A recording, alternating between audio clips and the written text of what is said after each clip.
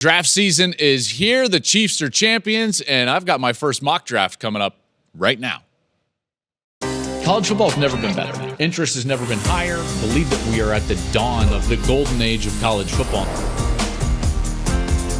It was an epic day of college football. It was one of those days where you fall in love with the sport all over again.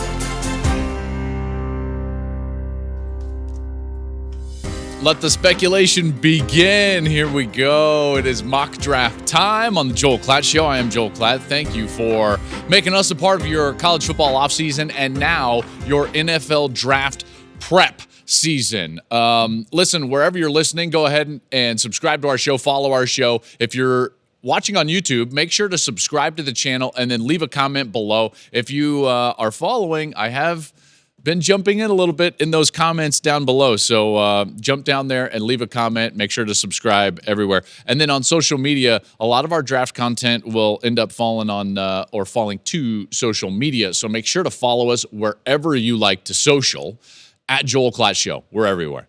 Let's get into it. This is a really fun season. I love the draft. Obviously, you love the draft. And a lot of this is speculative, clearly. And so it's very different than actually what I get to do and what we do in the fall, which is talk about things that are more concrete.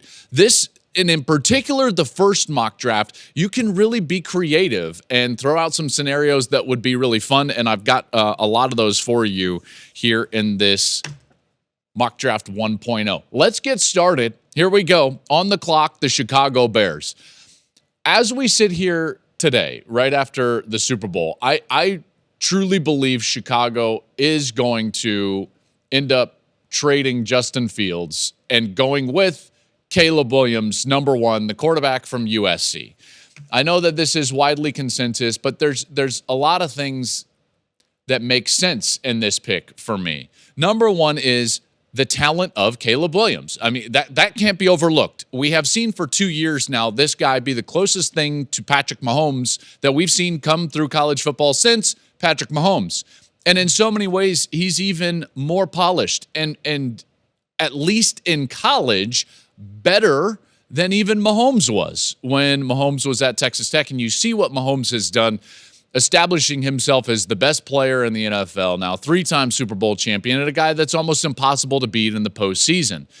You know, Williams delivers so many of those attributes, the ability to make plays outside of the pocket. This guy is absolutely deadly on the run. I think it's his best attribute. So obviously all of that. But then you just get into the Justin Fields conversation, and this is not an indictment on Fields. And I don't think that this is a conversation or an evaluation between the two specific players because the details surrounding these players are so vastly different. Remember, you're looking at Fields entering the 4th year of a rookie deal, and now you're going to have to make a decision. Are you signing him to a long-term contract? Why not start the rookie contract clock over? I think that's more beneficial than anything, right? So you've got to evaluate that as part of the evaluation between a guy like Caleb Williams and Justin Fields. So mainly because of that is why I think Chicago should move forward, go back to the first year of a rookie contract, continue to get more draft picks by trading Justin Fields and going with Caleb Williams and number one. That puts the Commanders on the clock, and the Commanders are going to take, I think, Drake May. Drake May, to me, without Williams in the draft, would be a slam dunk number one pick in the draft. This is a guy that is insanely talented. I got to call one of his games. It was the Holiday Bowl last year, not this last one, but between USC and Louisville, but last year when it was North Carolina, Oregon. And May, even in a loss to the Ducks, was sensational.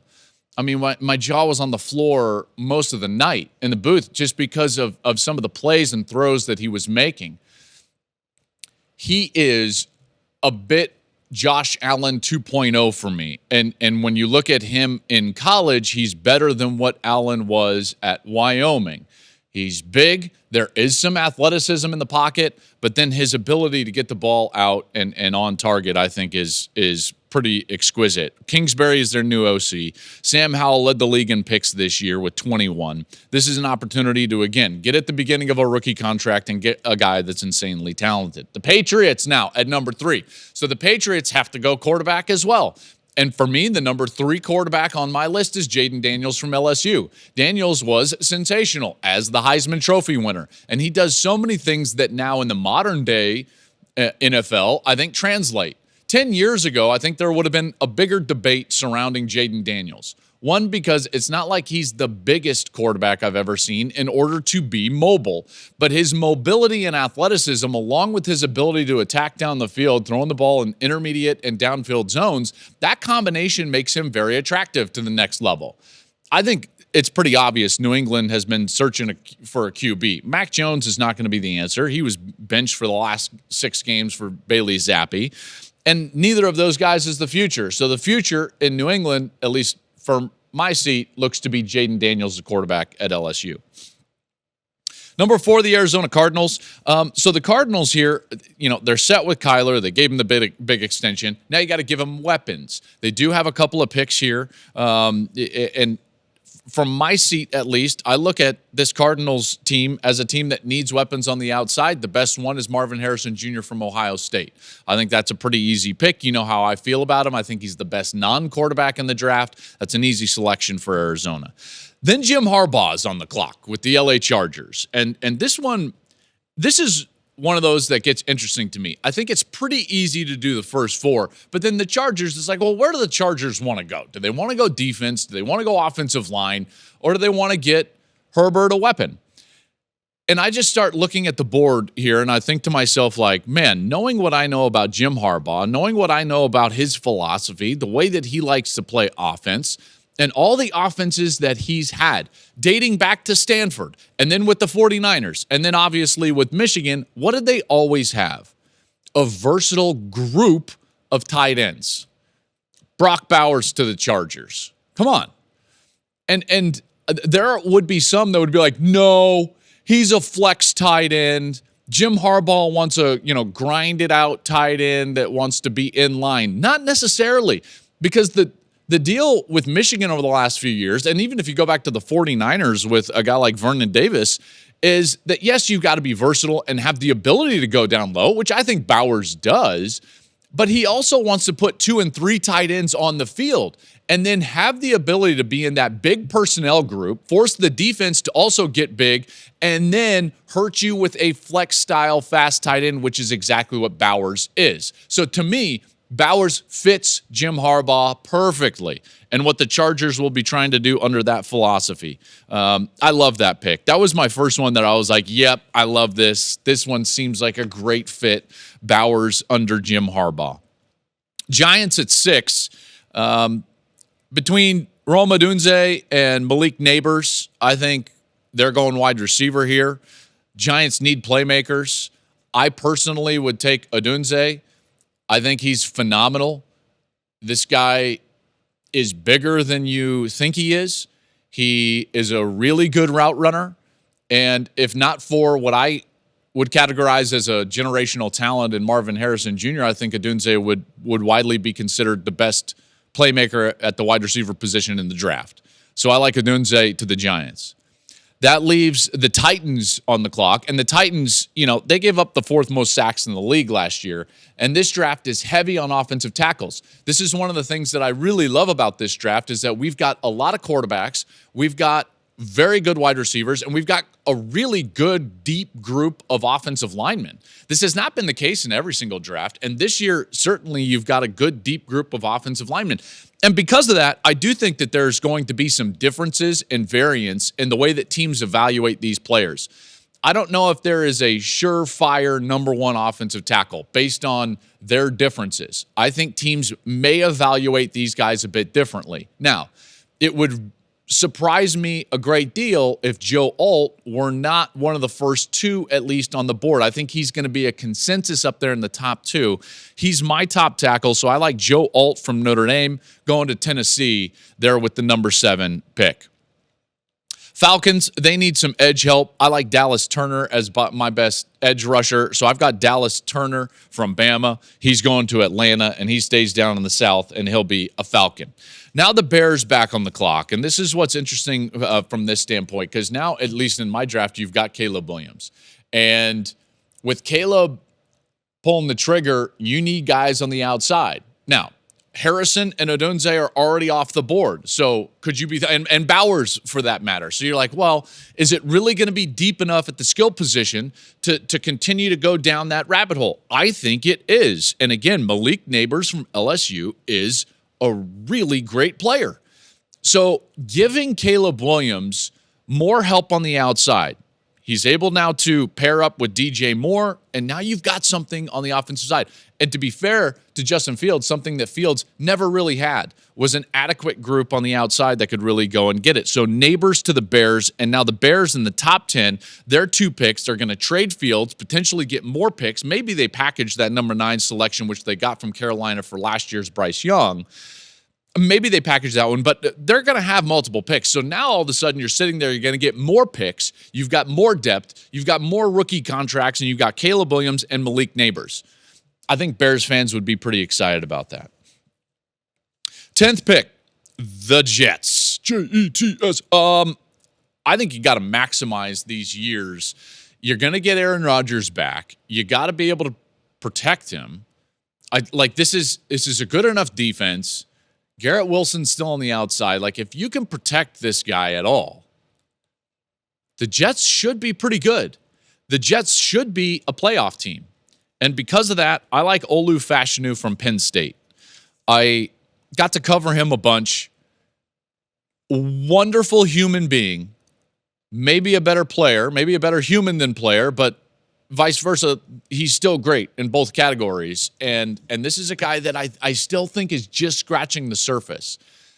I think Olu has the highest upside of any offensive lineman in the draft, just because he is so raw. What we saw this last year was him just scratching the surface. I think it was a great move for him. He would have been maybe the top offensive tackle taken off the board last year, decided to come back for his education, got his degree, and now he's going to be the top 1 or 2 tackle taken this year. But it was never about that for him. He wanted to get his degree and continue to develop into more of an NFL offensive lineman. He did that. I thought he had a really good year, so I like Fashanu to the Jets. I think the Vikings need help in their secondary. My top corner in the draft is going to be Terrion Arnold from Alabama, at least at this point, as I'm kind of diving into these guys. So I like Terrion Arnold to the Vikings there, and Bama's got a couple of defenders taken in the top 11. So that's Turner off the board, that's Arnold off the board, and again, like, there's good corners in this draft as well. There's going to be a few of them in this first round mock that I give you. But now we get to the Broncos. You could argue that this is maybe where the draft starts, because we know there's going to be quarterbacks taken up high. Denver may, although they don't have a lot of ammunition to do so, want to jump up. If one of these evaluations, like if all of a sudden Sean Payton just falls in love with Jaden Daniels or Drake May, and it's just like, I got to have it, they may try to package something, but Denver doesn't have a second-round pick. They have to get a quarterback. The Russell Wilson deal, it just didn't work out. It didn't work out. And they're going to be losing so much money on that from a cap hit perspective. They've got to get cheap at that position. To me, Denver's going quarterback. And they have to. They have to. They don't have the guy.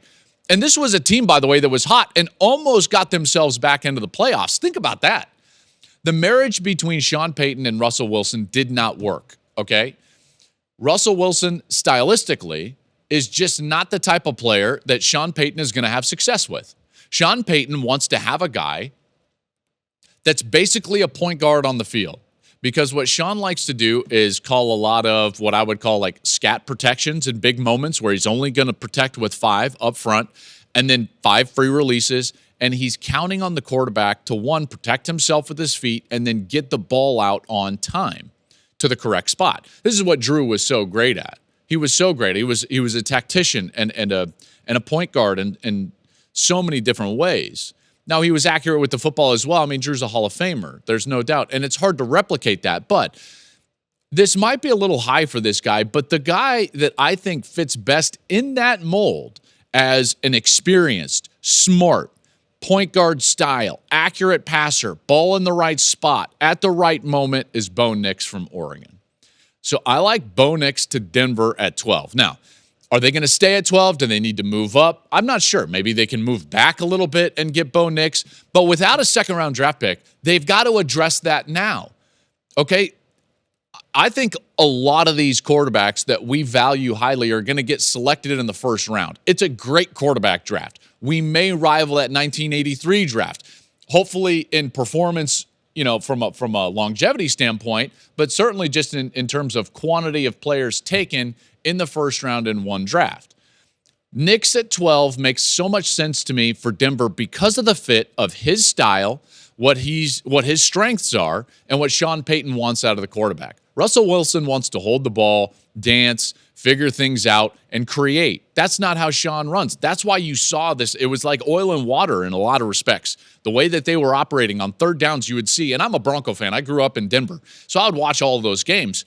And on third down, you could tell they were running scat protection. You would see a free release out of the backfield. You would see a bullet release from a weak side, kind of a fullback H-back, not protecting, not even chipping, not even checking in protection. He's just out on a little bullet release. And then Russell Wilson would be holding the ball and there would be a blitz. And you could see Sean Payton and he was like, what are you doing? Okay, so the marriage philosophically didn't work. I think it would work a lot better with Bo Nix. And so I got Bo Nix at 12 there to the Broncos. At number 13, it's the Raiders.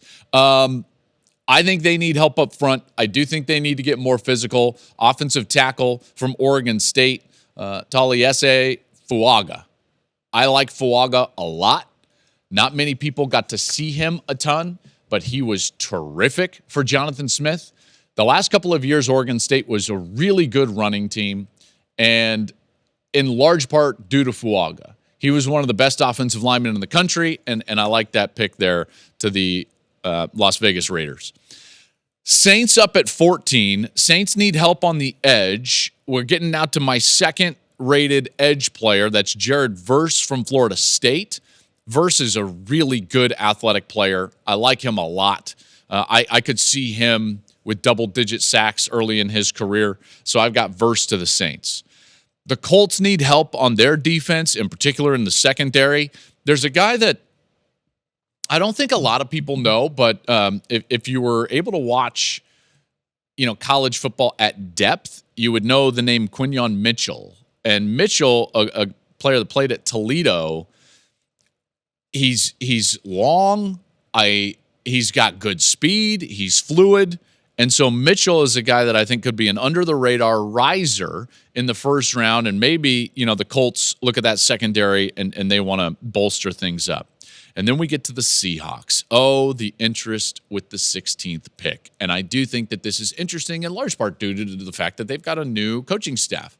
This is not Pete Carroll anymore. And now they've got this young guy, Mike McDonald, who is a defensive-oriented coach. Now, Pete was as well, so this is not a huge departure from what they've been. But Mike McDonald coached under John Harbaugh, then Jim Harbaugh, then John Harbaugh again. What do you think he's going to be trying to build? The Raven, Michigan way. That's going to be a great defense, hard edges, run stuffer in the middle, good hybrid players in the secondary, and then on offense, an offense that can ground and pound, and then have a quarterback that can create. In order to play at the top end with this philosophy, you have to have a quarterback that can create.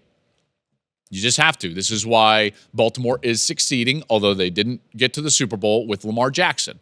This is why Michigan ultimately got over the hump and won the national championship, is because they had a quarterback that could raise the level of their offense. All things being equal, when you couldn't just overpower the opposition, they had a quarterback that could do what? Complete it on fourth down against Alabama. Go get a first down when he needed to in several different games, but namely in, the Ohio State game, big games.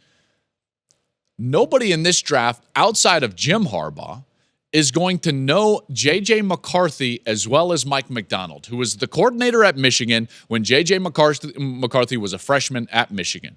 Now, he wasn't the full-time starter, remember. Caden McNamara was the full-time starter that year, but J.J. got sprinkled in there. And even then, trust me, I called a lot of their games. Everybody knew that this guy was the future. Now, you also look at the way that he played over the last 2 years, his record at Michigan, his talent, which will jump off the tape.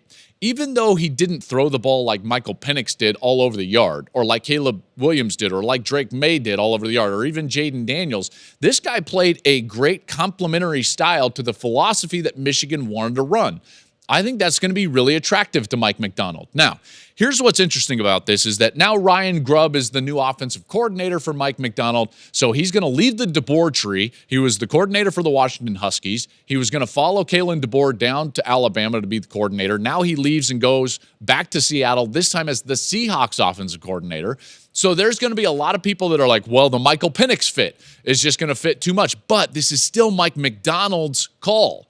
Mike Macdonald, the head coach, is not going to want to play offense necessarily like Washington did. They're not going to try to throw it all over the lot. I just don't think that that's the case. Mike's going to be trying to put the philosophy and the organizational structure in place just like Michigan and just like Baltimore. What better quarterback to do that than the guy that just succeeded at the highest end, went 15-0 last year, won a national championship, J.J. McCarthy. I like J.J. McCarthy to the Seahawks. Gosh, that would be great. That would be great. And the draft would be on fire in Detroit. I mean, I would love it. And by the way, JJ is a lot more, he's more NFL ready than you think. Okay. People are going to be like, well, he didn't do anything. Look at his numbers. He doesn't drop back and throw. He does drop back and throw, not to the quantity or volume that some of the other players do in this draft. But man, if you see some of his throws in straight drop back, you're going to be like, yep, there it is. There it is. Like the touchdown that he threw against Ohio State. That was an incredible touchdown, right over the middle. He sees the back of the defender, threads the needle. I mean, Roman Wilson was not open. And yet he was open because of the throw. Let's just put it that way. All right, Jags. I think the Jaguars need help in the defensive secondary. I like Nate Wiggins of Clemson. So Nate Wiggins gets his name called by the Jaguars. The Bengals need offensive line help. I think this is the start of the run on tackles. I think there's going to be a few right here kind of in the back middle of the first round. I like J.C. Latham out of Bama. He was a right tackle at Bama. You got to protect Joe Burrow. They've had a lot of, not just like issues, but they've had a lot of things like they need to solidify their offensive line. So I like Latham there to the Bengals. Rams, similarly, I think offensive line makes a lot of sense. You're not going to get that many years with Matt Stafford, so guess what? You better protect him. How about Amarius Mims from Georgia? He played right tackle at Georgia. I think he could step in and play for the Rams. The Steelers, similarly, I think they need to go offensive line. Watch for Tyler Guyton. He played right tackle at OU, so Tyler Guyton is a guy that I could see go. And as we always know, and I love doing this in my mock drafts, when we get to Thursday night of the draft in Detroit, we know that there's going to be a run on a position group, right? All of a sudden it starts to happen. Now, there's generally trades that end up coming in there because some team realizes like, okay, here comes the run on that position, whether it's going to be the wide receivers or the tackles. I think there's going to be a run on offensive tackles at some point in the first round. And I've got it right here in the middle of the first, 18, 19, and 20. Now 21, the Dolphins are on the clock. This is, I think, a very fascinating pick. And the reason is because they need to make a decision on Tua's contract. He's entering year 5 of his rookie deal. And as I explained earlier, there are so many advantages to not paying your quarterback that second deal. I'm going to say this with as much compassion as I can, in particular being a guy that struggled immensely with concussions. I suffered 10 concussions in my 3 years as a quarterback in college. Some of you might be going like, oh, now it makes a lot of sense. And to those of you, touche. Giving Tua a huge deal, I think, is risky. I think it's risky. He has been injury prone outside of that, but that's clearly something that I can just, well, let me just say, like, from firsthand experience, it doesn't get better. It's not like a ligament. Okay, so what ends up happening is less and less of an impact creates more symptoms and a greater degree of those symptoms. So that makes me nervous. I have said this before. A guy that I could see stepping into that offense with that coach with those weapons and looking like he did in college is Michael Penix. Imagine starting over with a rookie deal at that position, solidifying some of the things that they've got, in particular in their skill position, and having a guy that, quite honestly, is a better downfield passer than Tua. Penix is a better downfield passer than Tua. Tua does a lot of things well. And in some respects, like if I was Sean Payton and Tua was on the open market, that would be a perfect marriage. So I'm not saying that like Tua is not going to be in the league, but I'm just saying if you're the Dolphins, you got to really think about this.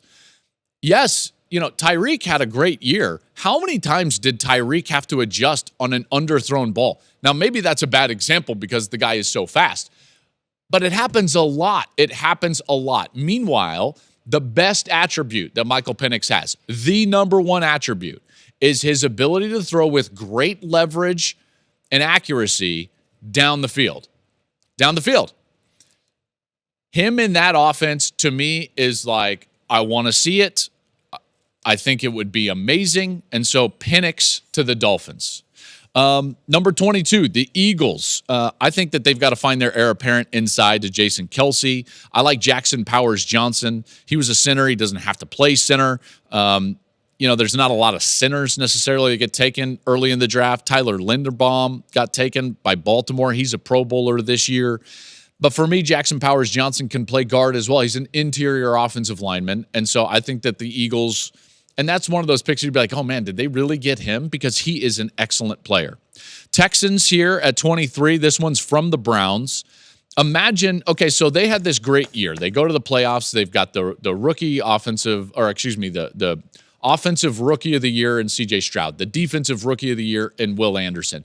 You would assume that C.J. is going to continue to get better and better and better. And guess what? Guess what you need if you're going to have the lead, if you're going to have a quarterback that can get the lead. Guess what the best thing you can do is? Present a pass rush on the opposition. That's the way you close out games. That's what the late Bill Walsh always talked about. Get a lead, close it out with the pass rush. You've got Will Anderson, but why not give him another partner on the opposite side? Latu from UCLA. Double-digit sacks the last 2 years. He's got a great story, and we're going to get into it throughout this process, but he was medically retired at Washington after a neck surgery, found a home at UCLA after getting cleared, kind of a second lease on his football life, and he's taken advantage of it. I like Latu there from UCLA to the Texans. Cowboys. This is not a sexy pick for the Cowboys, but Jordan Morgan, the offensive tackle for Arizona, makes a lot of sense. Tyron Smith is 33 and a free agent, so like bolstering that offensive line, I think makes a lot of sense. So I've got Morgan to the Cowboys. The Packers desperately need help on the interior of their defense to stop the run. How about Byron Murphy from Texas? I like Byron Murphy. He played great for Sark there at Texas. The Bucs need help in their secondary. How about the ball hawk from Iowa, Cooper DeJean? And 7 interceptions, 3 pick sixes over the last couple of years. I love Cooper, obviously. Got a chance to cover him at Iowa. Here's that second Cardinals pick that I was talking about. And earlier, I got Marvin Harrison. And here, from the Texans at 27, they had the third fewest sacks in the league last year. They can get Marvin Harrison and then double up and get Chop Robinson, the edge rusher from Penn State. Chop Robinson is a hell of a player, I toyed around with putting Chop Robinson up there at 24 with the Cowboys to pair him back with a college kind of teammate, even though it was a couple of years ago in Micah Parsons. both Penn State guys. Chop is explosive on the edge. I like that for the Cardinals. The Bills, and this is where it always really, like 28 on down, you got these really good teams that can just bolster wherever they need. These are always need picks and or, for me, just like best player available. And then you end up scratching your head and like, how did that team get this player? The Bills need to do something on the outside for Josh Allen. Diggs is 30 now. Gabe Davis is a free agent. And this is a wide receiver heavy draft. So why not Brian Thomas Jr. from LSU? I like Brian Thomas Jr. I like him a lot. So give him to Josh Allen. The Lions desperately need help in the secondary. I think that was obvious in their run. What a great run that they had, by the way. And so for me, their pass defense, second worst in yards per attempt. They've got to help the pass rush, which I still think is pretty good, but you've got to help that with a quality secondary. Enos Rakestraw from Missouri, a corner. I think he's a good player.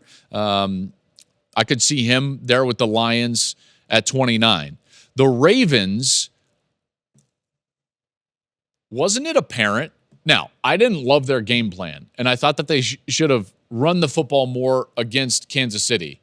And in fact, Kyle Shanahan fell into the same trap in the Super Bowl in a lot of ways. And while they got to the run eventually, it worked early. They went away from it when they could have pulled away. They got a couple of turnovers. Like, you've got to run the ball against Kansas City, right?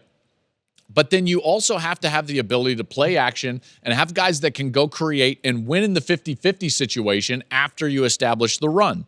So I like Keon Coleman from FSU there. Big athletic wide receiver that can win in the 50-50 situation. And to me, that kind of fits what Lamar will give you. That's an interesting pick there. For the 49ers at 31, bolstering the secondary, I think is a big one. You could help out that pass rush. And who knows, maybe they see Mahomes again, and why not get more quality defensive backs? It's clearly worked for Kansas City. How about Kool-Aid McKinstry from Alabama? I like the corner from Bama right there. And then the Chiefs get to pick, and it's like, I started looking at the list, and I'm like, oh my gosh, I haven't selected this player yet. And is Patrick Mahomes really going to get a guy that I could easily categorize as the second or third best wide receiver in college football last year? And that's Oregon's Troy Franklin. If you could give Patrick Mahomes Troy Franklin, like, are you kidding me? That's insane. That's insane. I love that selection. I think Troy is a hell of a player. And getting Pat more help. I mean, he just won the Super Bowl without a great core of wide receivers. They've got a young secondary. They've got a defense that you would expect to be quality again. It sounded like in the postgame, Travis Kelce, he's back. They want the three-peat. Get him a young wide receiver that can go play right away. Man, how about Troy Franklin? So if you're counting, that would be 6 quarterbacks. That would tie the 83 draft for the most ever in a first round. I think we're going to get there. I really do. And again, I love those fits that we've got with like JJ with Mike McDonald and maybe Penix in Miami, where every time I watched Michael Penix play, I thought to myself, Dolphins offense. Love these mock drafts. So there you have it. Mock Draft 1.0. We will be back with more draft content as this draft season rolls out. Remember to follow us on social media at Joel Klatt Show. Remember to send us mailbag questions. The Joel Klatt Show mailbag at gmail.com. Fire those off because we're going to continue to do mailbag episodes. And then make sure to subscribe wherever you're listening, or for sure on YouTube, on YouTube, so that you can join in the comments below. All right, that'll do it for Mock Draft 1.0. Again, more draft content coming up shortly, and enjoy your week, everybody.